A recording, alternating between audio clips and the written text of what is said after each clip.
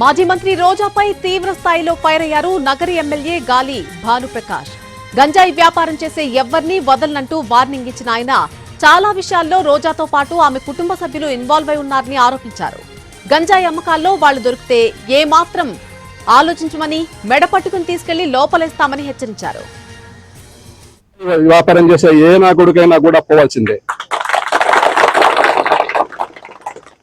చాలా వాటిలో రోజా వాళ్ళ ఫ్యామిలీ ఇన్వాల్వ్ అయ్యింది, అయినా ఉపేక్షిస్తున్నా. కానీ గంజాయిలో దొరికితే మటు ఎట్టి పరిస్థితుల్లో మెడ ఈడ్చుకొని లోపడేస్తాం, మెడ పట్టుకొని తీసుకెళ్ళి లోపడేస్తాం. మొహమాటం లేదు, వాళ్ళకి ముందే వార్నింగ్ ఇస్తా ఉన్నా.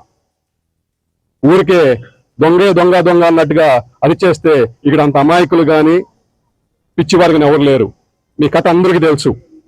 మీరు చేస్తున్న అన్యాయాలు కానీ అక్రమాలు కానీ లూటీలు కానీ పంచుకొని తినడాన్ని కానీ అవన్నీ మీరు చూశారు విసిగిపోయారు. కాబట్టి 45,000 ఓట్లు మెజార్టీ ఇచ్చారు.